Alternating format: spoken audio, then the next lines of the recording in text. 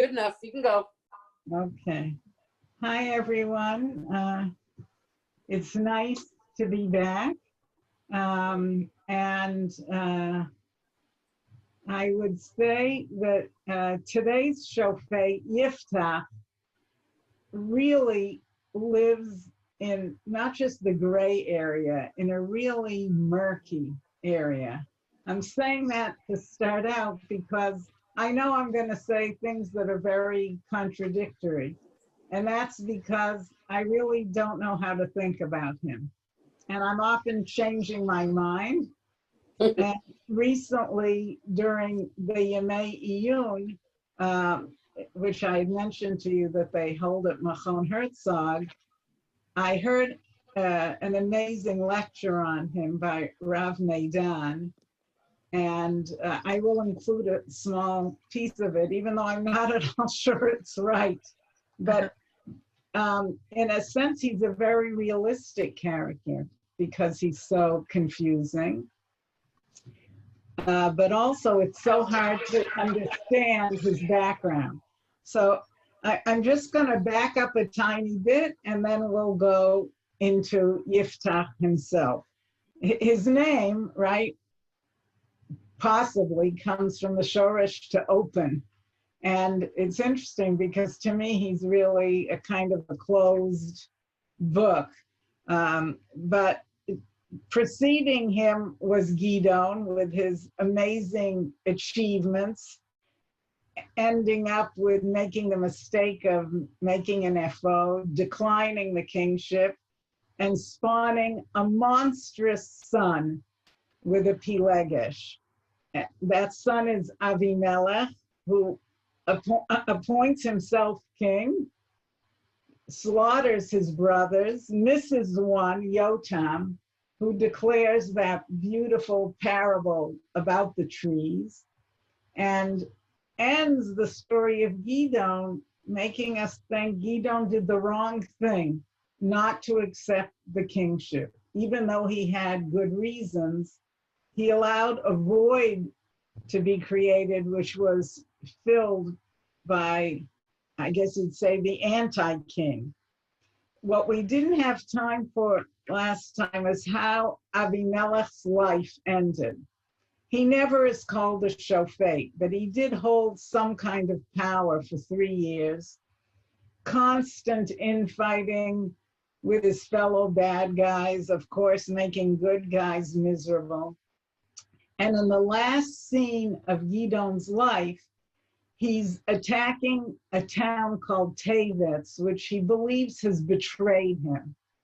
And Tevetz has a tower.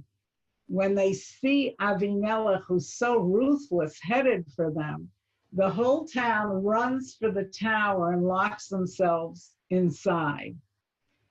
And Gidon comes to the bottom of the tower and is in the process, with the help of his men, of setting it on fire. And there's a woman in the tower who has the circular stone, which is the movable part of a mill. Whether it was kept in there, whether she was prescient and brought it with herself, she leans out some opening in the tower and drops this millstone on Avimelech's head. And he collapses and he screams for his Nar Nosei Kelev, the young man who's his arms bearer. And he says, "Kill me now with the sword, lest people say a woman killed Avimelech," which his young man does exactly that. But it's like the perfect cap to his life. He only cares about honor, and it would be dishonor that a woman killed him. It didn't seem to bother him to kill his 70 brothers, to kill innocents in the tower, to slaughter his allies when they weren't useful. But somehow that ending sums him up. But then you realize he is the progeny of Gidon. I don't know if Gidon cared about a woman killing him, but that in the end, great man that he was, there was some need for recognition that led him astray. And the extreme danger of doing nothing but craving honor is shown in how Abimelech's life ends. Remember, Devorah warns Barak, if you make me come to the battle, they'll say Sisera was given into the hand of a woman, which winds up being Yael. So apparently being killed by a woman was a very bad thing. There wasn't a feeling that dead is dead, but dead by the hand of a woman was worse. The reason I backed up to this little piece is that Yiftach also is a victim, the way to some extent Avimelech was, right? They're, let's say, illegitimate, not in the notion of English, but they're not proper children of a great man. And you'll see Yiftach also seeks honor, but he's also a different kind of person. So after Abimelech, for 23 years, we have Tola ben Pua, and that doesn't seem like a symbolic number of years. That seems quite real. And then after him, for 22 years, we have Yair Hagiladi. We're not going to talk about any of the details of these two, except to notice Yair is a Giladi, from Gilad. And that's also where Yiftach is from. And before we start his story, I'd like to share the map with you. We haven't done it till now because I didn't think it was so relevant to the story. But this time, I do think you're going to want to look at a map. So this is, let's say, the ideal layout of the tribes. In Dat Mikvah, they have page upon page upon page explaining how fluid these borders were. But my cursor is going down the Jordan River, and so far, our leaders have all come from west of the Jordan, from what you would call the main part of Eretz Yisrael. But there are Jews of Reuven, Gad, and half of Manasseh living on this side of the river. Here's the other half of Manasseh. Manasseh grew and shrank, and at the time that we're talking about, some refugees or protesters from Ephraim also set up camp in the territory of Manasseh. I just want you to know that because it is going to be part of the story. So you can see, with some exceptions, we're moving south from the north. I'm sorry? I beg your pardon? Did someone say something I should have heard? I don't. So our first show. Like can you throw it in? You're talking to me? Otniel was our first shofet. He lived in the south, but his key battles were up here. Then comes Ehud. He's from Binyamin, fairly in the south. And now we're going straight down. Devorah, we're not totally sure what her tribal affiliation is, but she's involved in battles here. Gidon, we know, is in Manasseh on this side of the river, and he will follow the enemy across the river. Now we have Yiftach, and he is from Yavesh Gilad. And we think that means he's from God, but he's never named exactly as a tribe member, and there's some hints that he's from Manasseh. But he lives here in Yavesh Gilad, and he is a Giladi, and he is on the other side of the river, which will be an important part of the story, and our only important shofet that we'll hear about next week to follow him is Samson, who's on the coast way down south, a completely different area. So now I'm going to stop this. And hi there. And so now we come to a time of such extreme lack of religiosity. It seems even worse than nowadays, I would say. And I'll show you how it's described in the Sefer. 1 second, I'm going to share it with you. So here we see at the beginning of Perek Yud, not the very beginning, after we mentioned those in between Shoftim, Vayosifu b'nei Israel asot hara b'nei Hashem.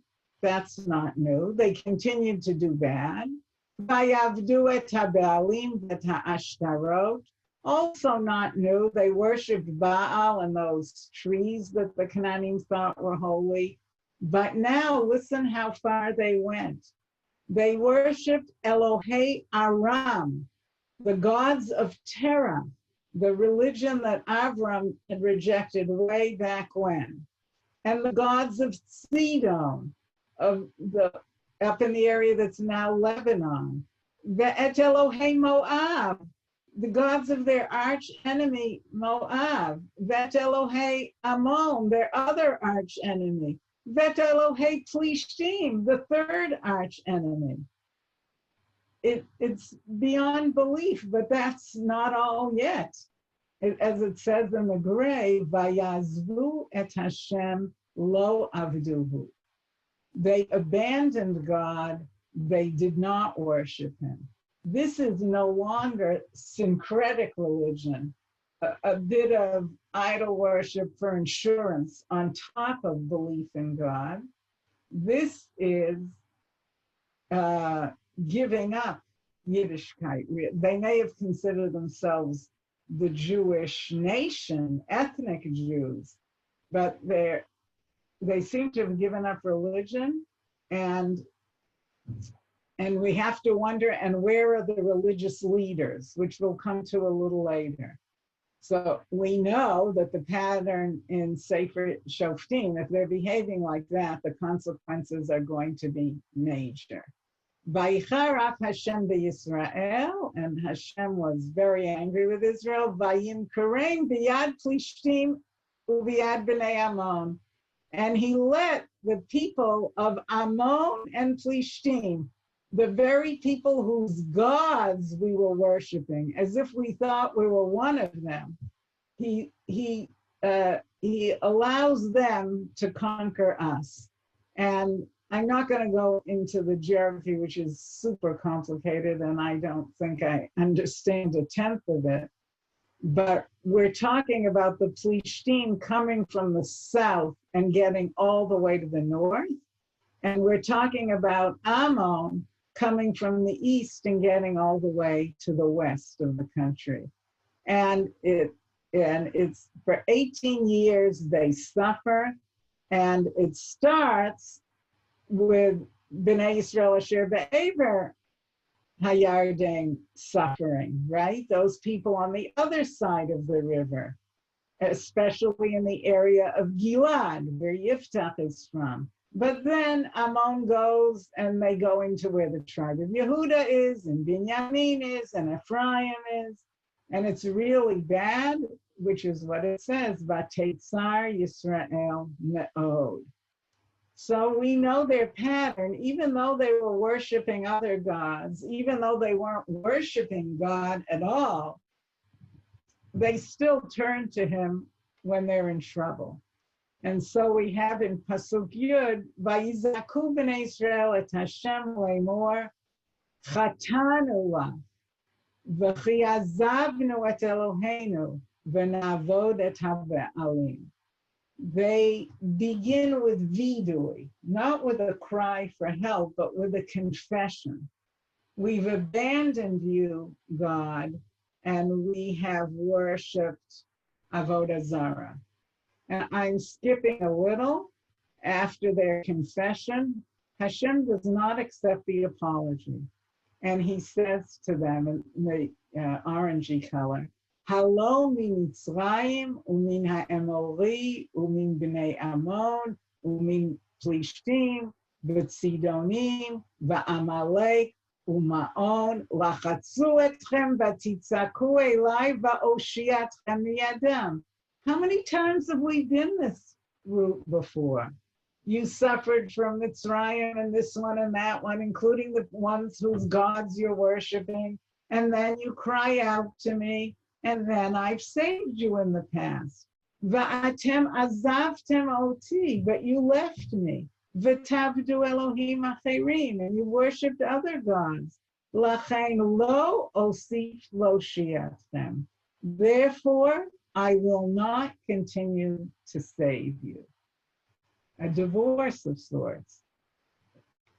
And he's really furious. And Hashem says to the people in your Daled, L'chu v'za'aku el ha'elohim asher bachartem bam. Go, why don't you worship those gods you've chosen? I'm sorry, why don't you cry out to those gods you've chosen?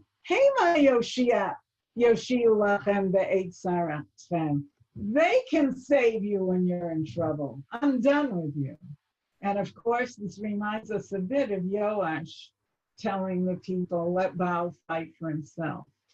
And, but Bnei Israel don't give up, because their experience of as Jews has taught them that if you keep saying you're sorry, that helps. And they think they have a strategy. They'll reform their behavior, but they've got a bargaining position. And so in Tet Vav, Vayomru b'nei Yisrael el Hashem, Chatanu, right? Again, they confess. We have sinned. Aseh atalanu kechol hatov beinecha. So you do to us whatever you think we deserve. But however, hatzilenu na hayom hazeh. But please save us now. Like you can punish us later, but help us now. We're in life or death, desperate situation, right? Like a kid telling their parents, let me go to the movies tonight, then you can dock me for a month starting tomorrow. And it doesn't seem that that was effective. And their next move is Vayasiru et Elohei Hanechar Mikirvam, and they got rid of those idols that were among them. Vayavdu et Hashem, and they worshipped Hashem. Vatiktsar nafsho ba'amal Yisrael, and Hashem's soul was somehow shifted in response to Bnei Israel's efforts. But there's no promise that it'll save them, and there's no word for him. So Bnei Israel are in an uncertain position. They don't know if God will be with them or not. Can I ask a question, Rachel? Of course. In these last few psukim, who's talking to whom? Hashem is talking to Bnei Israel. Bnei Israel is talking to Hashem. There's no right. intermediary. The blue is Bnei Israel. The orange is Hashem. But how are they communicating with each other? It seems very interesting, right? It's just a device. Yeah, right. Oh, I see what you're saying. Yeah. So let's come a little bit. Not that I know, but we don't have a Kohen or a Navi or someone here. It is, the literary device is Hashem directly to the people, but how could he be speaking directly to those who don't worship him? But let's leave that for now. And in Pasuk Yud Zayin, Yitzaku b'nei Ammon. So there's our yelling for Hashem's help, but there's also Ammon rallying their troops, calling them out, and they're ready to just wipe Gilad off the map, right on the other side of the Jordan River. Now, Vayasvu b'nei Yisrael vayachanu b'mitzpah. And I don't know if it's the people, it's described as B'nai Israel, but I can't imagine it's the whole country, but some Jews, especially from Gilad, go to Mitzpah. Mitzpah is near Shiloh, and seems to be a place of religious experience and maybe religious officialdom. You'll see important things are decided there, and people take vows there. And it's a solemn place. And Sarei Gilad seem to be going there for advice, right? So Vayomru Ha'am Sarei Gilad Isha Re'ehu. So these leaders of Gilad say to each other, reminding us really of the very beginning of the Sefer, Mi ha'ish asher yachel lilachem bivnei Amon. Who is the man who can begin the fight against Ammon? You remember when the Sefer started, the Jews said, Mi ya'aleh lanu el haknani batchila, right? And the answer was Yehuda. But that was when Bnei Israel were in conversation with HaKadosh Baruch Hu. Here, they say, who's the man who can go against Ammon? And I think it's more like listening for a volunteer, or if they're looking for some sort of a sign from a wise man, they don't get it. So they make an offer. Notice the second time they sort of bargain, try this, try that. Whoever will lead us to fight Ammon, Rosh, he'll be the head of all the residents of Gilad. And now we hear about Yiftah, right? And this is his background. V'yiftach ha'Giladi, in Perek Yud Aleph, haya gibor chayim. He was an outstanding soldier. He was a heroic figure. Ben Isha Zona, the son of a prostitute. Right? Abimelech was the son of a Pilegesh, which was looked down upon. Not a full wife, but a legitimate relationship. And he didn't live in the home with the rest of his father's children. But Yiftach, this is worse. He's the son of a prostitute. Vayoled Gilad et Yiftach. And Gilad sired Yiftach. This is important for a few things. Yiftach HaGiladi is not just a man of the place of Gilad.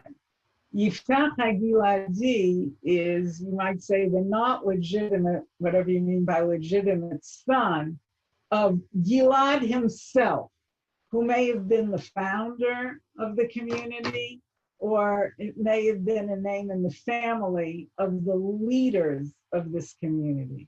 So his father is a very important man. His father acknowledged him because he had him known as Ben Gilad, but he is still the son of the Zona, of the prostitutes. So where does he live? So we can guess that from Pasuk Bet. Vateled Eshet Gilad lo banim. And Gilad's wife gave birth to sons with him. So the assumption is first Yiftach was born. Whether Gilad's wife was barren for a while or he wasn't married to her, we don't know. But later on, he has sons with his wife. Vayigdalu b'nei ha'isha. And the wife's children grew up. And apparently by this time, Gilad is dead because it says in the second line of Pasuk Bet, Vayigarshu et Yiftach. They chased Yiftach away. And they said to him in the blue, Lo tinachal beveit avinu ki ben isha acheret ata. You will not settle within the household, within the clan of our father, because you are the son of another woman. They don't say of a zona, they don't go that far, but from this we know that Yiftach had the experience of life in the home of the great man. His father had him in the home. I'm guessing the mother wasn't there.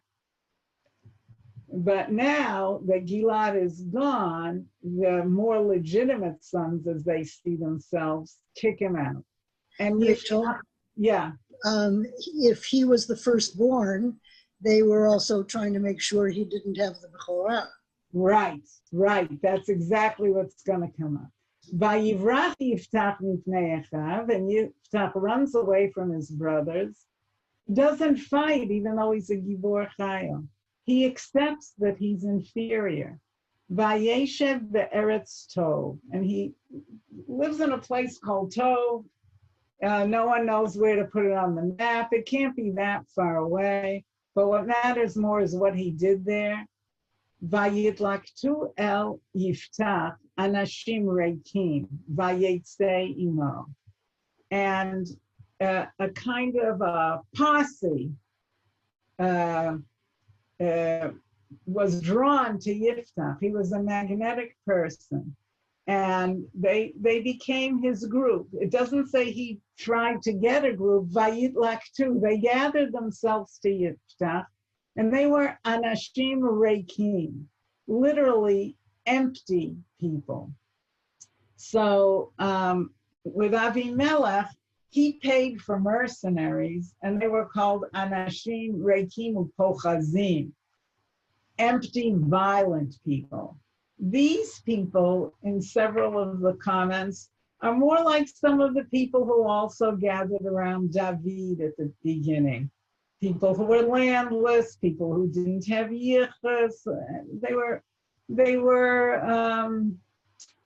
the forgotten people, but not necessarily the bad people. Vayetzeimo, and they went out with him. So were they sort of a militia? Did they go out in war? Were they a community? It's not really clear. And remember when the last time we saw the leaders of Gilad, they had gone to Mitzpah to find out who would lead them against Ammon, and that they would make that person the Rosh Gilad. But no one stepped up, and the fighting started. And here we are in Pasuk Hey, Vayehi kashem yilchamu b'nei Ammon in Yisrael, Vayelchu ziknei Gilad lakachat et Yiftach me'eretz Tov. He obviously wasn't their first choice, but now that Ammon is marching towards them, the leaders of Gilad find Yiftach where he's living. Now, the leaders of Gilad are his brothers and maybe his cousins and uncles. And they go to him in Tov, and they say to Yiftach in the blue in Pasuk Vav, Lecha vayita lanu lekatzin. Come on, be our katzin, our general. V'nilchama b'vnei Ammon, and let's fight Ammon. They offer him the top military position. They don't offer him what they had said before they would offer someone who would fight, and that is to be the Rosh. And it's probably for exactly the reason that Judy is talking about. They don't want to anoint him the Bechor. They don't want to do an official thing to accept that he's the legitimate Bechor. But Yiftach knows the score. He knows the announcement that was made in Mitzpah. And he says, Vayomer Yiftach l'ziknei Gilad, Halo atem suneitem oti? Didn't you used to hate me? Vatigarshuni midei avi? Didn't you chase me away from my father's house? Umadua batem elai ata kasher tsar lachem? So why are you coming to me now when things are tough, right? Vayomru Ziknei Gilad. So Ziknei Gilad, remember they have this pattern. When they're turned down by God, they try something else, right? So now they're going to try something else with Yiftach, and they say, look, let's not talk about them. Let's talk about now. Now, we've come back to you. Let's be reunited. And if you stay with us and you fight against Ammon, you will be the head of Gilad. From the point of view of Anshe Gilad, the unspoken problem that Yiftach had was he was offered Katzin, whereas someone else would have been offered Rosh. But his pain, that they don't even react to. And now Yiftach's in the bargaining position also, and he says, if you're bringing me back into the family fold so I can fight Ammon, that's the first if. Natan Hashem otam lefanai, and if Hashem enables me to win, so you can see that Yiftach has a deep belief that everything is in Hashem's control. Anochi eyelachem l'rosh. I will be your head. He won't agree to be the katzin, sorry, but if they want him, and if God is with him and he wins, then he will expect to be the Rosh. But why should he trust them? Why won't they chase him away again? And Ziknei Gilad know that there's an issue with trusting them, and so they take a pledge in Yud. Hashem yeyesh shomea, right? God will be the judge. He'll judge if we keep our part and you keep your part. And now they go together to Mitzvah. Remember, they left Mitzvah, went to his base in Tov. They are now going to go back to make it official. And Yiftach comes with Ziknei Gilad, and all the people there choose him really to be L'Rosh U'Lekatzin, the head of the group as well as the general. And the interesting thing at the end, Vayidaber Yiftach ekol dvarav lifnei Hashem b'mitzvah. And Yiftach tells all the details in Hashem's presence in mitzvah, which would seem to be saying, he explains the deal, maybe asks for his help, but both Yiftach and the people of Gilad are saying the guarantor for all this is Hashem, which is kind of rich for people who very recently weren't worshiping Hashem anyway. So the very interesting thing that Rav Meidan said is this, that really Yiftach now is acting like God is acting now, right? They cried out to God for help, and he said, oh yeah, now you want me? Go to your other gods. They cry out for Yiftach for help, and he says, oh yeah, now you want me? You remember how you used to treat me? And you're still offering me the lower position? That he's really doing what Hashem has done, partly because he's seen that it's effective. That if you withhold, they offer more. That if you withhold enough, if you're Hashem, they do tshuva. And if he withholds enough, they'll really begin to accept him in the people. It never occurred to me before, but once you think about it, those two passages, one following the other, are extremely parallel. Even though he's a Gibor Chayil, it doesn't dawn on him to harm his brothers the way Avimelech did. He leaves. But to come back into the fold is a very complicated thing for him because he wants it a lot and he's very afraid to be disappointed. So I said he wants honor, but I think I should revise that he really wants acceptance. He doesn't want that they just want him because he's useful. He wants to be, I guess you'd say, the beloved Gibor Chayil of his own people. And he accepts it. And then an amazing thing, it says that Ruach Hashem, oh no, 1 second, that's afterwards. Yeah. So now he's appointed to, I just have to check where Ruach Hashem is.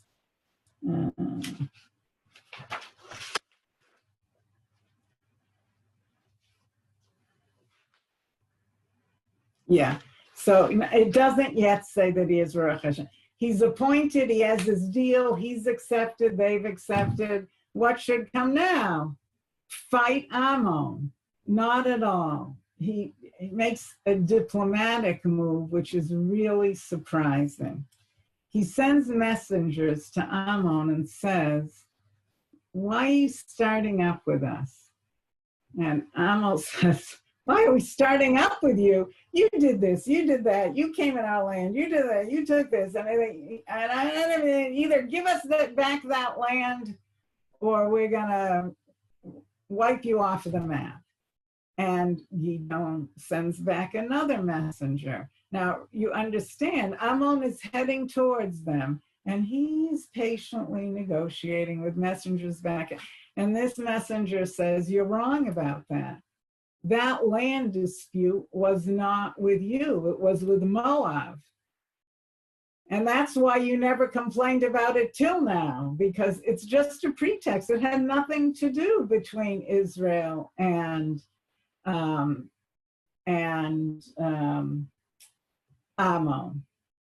But then if you object that we have XYZ land, well, God gave it to us and he's not going to change his mind, but we could still get along. Of course, Ammon doesn't accept it, and now they are going to go into battle. And that's where it says, Vatihi al Yiftach Ruach Hashem. And I find that really interesting.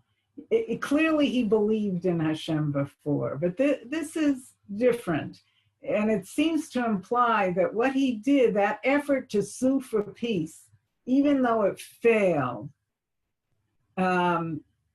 was important in his becoming a leader and was a sign that he understood Hashem in some way. Of course, it is a halachic principle that you can't just attack someone. You do have to try for peace. But they were this is defensive. They're attacking Israel, but he still tried. And one of the talks that I heard said it's because he didn't trust that the people would follow him. He was afraid that his whole army would disappear if the fighting got tough. But he calls up the men of Gilad and of Manasseh. That's why there's a question, is he really from Manasseh or is he from Gad? And he gets himself an army and he is very successful and he defeats them. But before he goes to battle, when it already says Hashem's spirit is with him, we're getting used to conditions in this story of Gilad and Yiftach. This time he makes a neder, and I'm going to show it to you on the screen. Of course, this is a very famous part of the story. 1 second, I'm going to share it with you. Here we are. And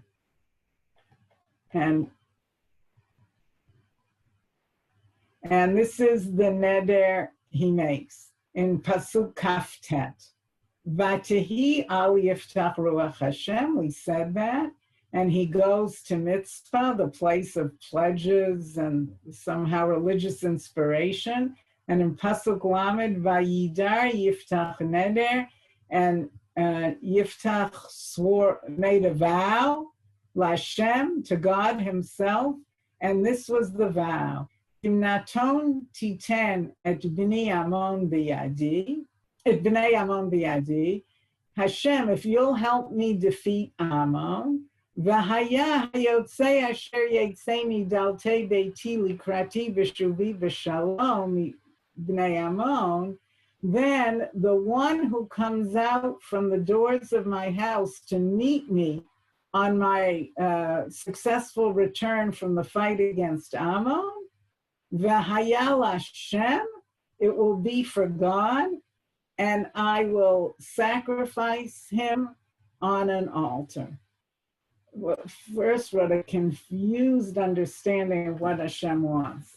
He's looking for Bnei Israel to worship him, not to sacrifice to him, but which, you know, the Nevi'im say over and over. But more importantly, what does that mean? This bizarre thing, the first person to come out of my house to welcome me, I'll sacrifice him. But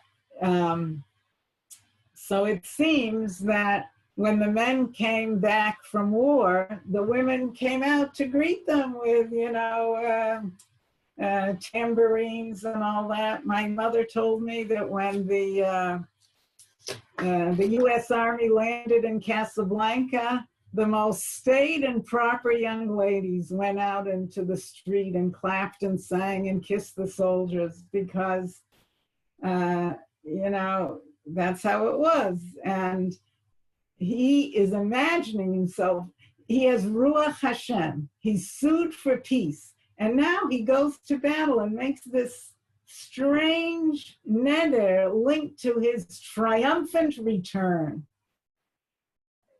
I think it's because his worry is that he, right, Jeff, Ruach Hashem and the crazy vow are contradictory. I think the thing that obsesses him is I'll win the battle and they'll reject me anyway. But if I come a conquering hero and the people want me, maybe I won't be chased away again. But whatever the psychology of it, of course, you're not allowed to sacrifice your child, right? Even Abraham in that shocking story who was commanded to do it didn't go through with it. That whole idea of sacrificing a human, how could that go with the person who has Ruach Hashem? So one answer is he didn't intend a human. He meant an animal, but he got caught up in his exact wording. Since he said the first living thing that comes out of the house, I'll sacrifice it, he had to do the human who came out. But it just feels wrong from beginning to end. You can explain it in every single way, but it seems that even with his greatness, there was his twistedness, and that he was really of his time. In fact, there's a statement, Kishmuel bedoro, Yiftach bedoro. Just as Shmuel was the man for his generation, so Yiftach was the man for his generation. That in his generation, people taking power and making outrageous sacrifices and killing others and worrying about glory was not totally mutually exclusive from being a good guy. He was the best that was available, but it is a very shocking thing, just hearing what the neder is. And then, of course, we all know the one who comes out to meet him is his only child, his daughter. And then we're stunned when he says, "Oy, my dear girl, you messed me up. I made a neder and I can't go back on it." because there was a condition in the neder. The condition was, if I am successful with Ammon, I'll sacrifice the first one who comes out. If I don't meet my end of it, maybe Hashem will reverse the conquest of Ammon. And to which his daughter says, do what you have to do since God gave us Ammon. But I'm sure she's hoping he's going to reverse himself, and he doesn't.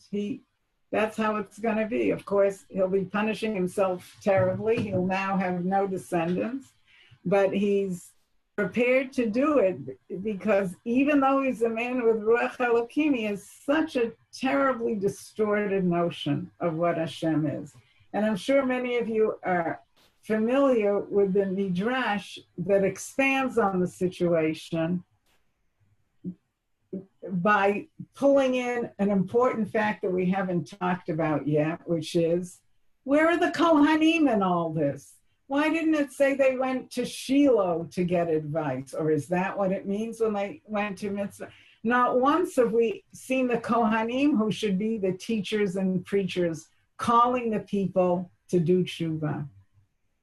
And Shmuel would be sensitive to that, being a Levi who grew up as the trainee of the Kohen Gadol. He knows what the Kohanim can do, the power they have, but they are absent.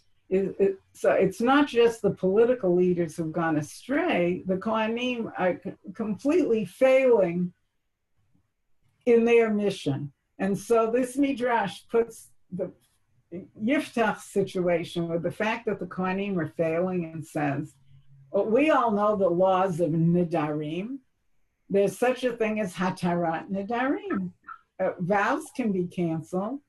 So why is he saying, I'm in such a bad position, but I have no choice but to kill you? Cancel the vow.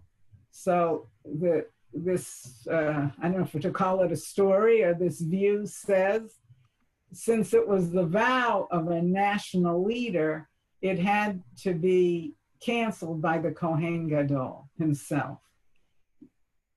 Okay, let's get it canceled by the Kohen Gadol. So some people send a message to the Kohen Gadol and say, come quick. You have to help Yiftach, the great warrior, cancel his vow or he'll do something tragic.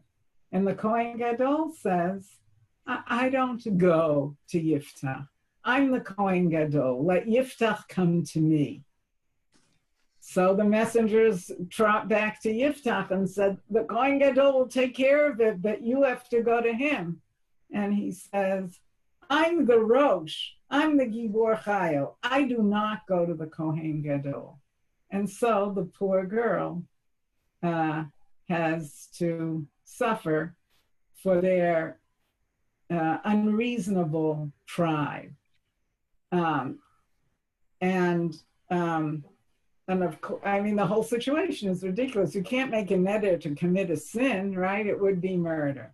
So there is a view that he never intended it exactly, but of course, halot la'olah, you can trade something designated for a korban for money, but I'm going to find you on the screen. I think I have it here. What actually happened? 1 second.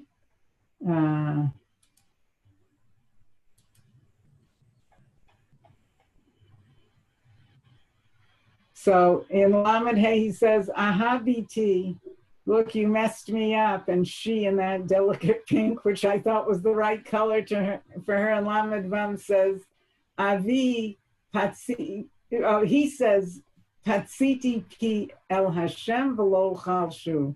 I open my mouth, you might say I open my big mouth to Hashem, and I can't reverse it. And she says, Avi, patsita et picha el Hashem, aseli kasher yatsumi picha. Okay, you said it, do it. If it's a pledge to Hashem. After he, defeated our enemy, I get that you have to do it. But then she makes a request, right? So this is the style of this time, right? The Jews bargained with Hashem for him to defeat Ammon. Yiftach bargained with Anshe Gilad to make him the Rosh permanently after the fight. Now she bargains with her father. It's exactly like when the Jews said, God, do what you think is right to us, but for right now, save us. So she says to her father, the second pink strip, Ye'aseli hadavar hazeh, but just give me 2 months. I get that the thing has to be done to me, but what I want to do is go with my friends and cry on my virginity. So why isn't she crying on her life, right? I'm going to cry on my virginity. To which he answers in yellow and Lamed Hey, go ahead. And so she goes, and for 2 months, she and her friends cry and wail. And it's in the view of the story about Yiftach and the Kohen Gadol, in these 2 months, the hope is that the problem will be solved and everyone's hustling and trying to get the neder canceled, right? Or to give money instead of doing the korban. But it says in Lametet, Vayimi Kates Shnayim Chodashim, she returns. I wonder if Yiftach hoped that she'd simply run away and he could say, well, God, I tried to fulfill my vow, but she's gone. But no, she comes back after 2 months. And then it says in the bolded sentence, the bolded part of Lamed Tet, which you can see I've split in two, Vayas la et nidro asher nadar. He did his vow to her, Vehi lo yada ish, and she never knew a man, never had sexual relations. We're not going to go to Vatehi Chok Yisrael. It's too much for tonight, so we're going to leave the rest of that pasuk. So one view is the way to read those dark words is he did his neder and she died. And she was so young that she'd never even known a man. Another way to say it is he fulfilled his neder by essentially putting her in a convent. She never knew a man, so that he didn't kill her, because obviously that's not allowed, but he gave her up in a sense, in a way like Shmuel's mother gave him up, not to know a man, but not to give up, family relations, but to not live with his mother. So he understood about giving a child in a neder. And so one view is that he could see it as death of a sort, where the sacrifice is really his from his point of view. He'll never have descendants. Of course, what it does to her and that she has no choice in the matter is something else. And the narrative feels the pain of this young woman and says, Miyamim yamima, telechna benot Yisrael, utanot levat yiftach hagiladi, arba yamim bashana. And so it became the custom, 4 days a year, they would go and mourn her. So mourn her death, mourn the fact that she was put in some sort of a convent situation. When it says that, you think she must have died, right? And this is the first of two special days that are created in the days of Shoftim, right? One in this story and one in the Pilegesh B'Yivas. I mean, this is 4 days a year, but this event, which of course doesn't exist now, of crying over Bat Yiftach was started then. And you would think that would be enough for one man's story, but it is not, because his last interaction is with the tribe of Ephraim. You remember Gidon with Ephraim? Ephraim came and said, "Why didn't you call me to battle?" And Gidon said, "Look, you got Orev v'Zev. Your last fruit are better than my first fruit." He praises them and he calms them. Yiftach does the exact opposite. Again, Ephraim comes and says, "Why didn't you call me to battle?" And Yiftach says, "I did, and you didn't come. You hung me out to dry. Just like Gidon, I wanted you to take control of the river, but you didn't. And I had no choice. I took my life in my hands and I won. And you're coming with a complaint?" To which they say, "Wait a minute. You really are a visitor in our land, because this is one of the disputes. Ephraim has moved across the river and implying that the land is," and the tribes welcome them at first as some sort of refugees or outsiders staying there. And now Ephraim says, no, it's our land. And why should you control Gilad within our land? So you wonder if that was already at play with Gidon, but Gidon decides not to pursue it, to mollify them. Yiftach pursues it extremely aggressively, to the extent that he slaughters 42,000 men of Ephraim, more than all the men who were with Gidon at the original battlefield. It's really, what an end to a man who had said he had Ruach Hashem. No matter how much in the wrong Ephraim was, how can a defender of Am Yisrael have a mass slaughter of Am Yisrael? And they tried to escape. If they tried to cross the river where Yiftach had posted men, what they would say is, "Are you from Ephraim? Ephraim can't pass." And of course, they wouldn't tell the truth. You're not obligated to tell the truth to lose your life. And they'd say, no, we're not from Ephraim. So they would say the word shibolet, which is a bunch of grain. And they would say, in the accent of Ephraim, sibolet, and they would kill them after the pronunciations. This test worried me a lot as a little girl, because my grandfather was from an area in Morocco where they pronounced sheen as seen. So Shema Yisrael was Shema Yisrael.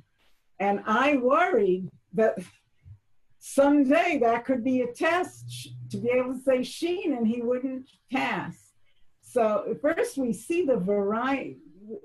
Now and then you get a little hint how different the tribes were, their accents. But this is our first hint of really civil war. It almost came in the days of Yoshua and they dialed it back. Now we know there are some tribes that are extremely hostile to each other to the extent of going to war. And the great unifiers, the Kohanim, appear to be completely absent. And so that doubles the void of leadership. And in some ways that resembles the days in which Shmuel himself lived, so that he's very attuned to that void. I have to say, I hate the story we did today. There's no redeeming factor, but it's the next story in the book, so what could I do? Rachel. Yes. My father always interpreted the Shibolet, Sibolet stuff as indicating that that they were able to read. Because if someone said to you, say Shibolet, and you knew it was a test, you would probably try your best to say with a shin. Oh.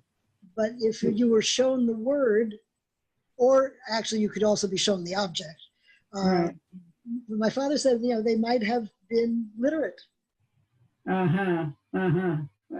Well, when Gidon got the guy from Sukkot, right, and had him make a list of the Right. of the leaders, there doesn't seem to be any surprise that he could write the list. So Right.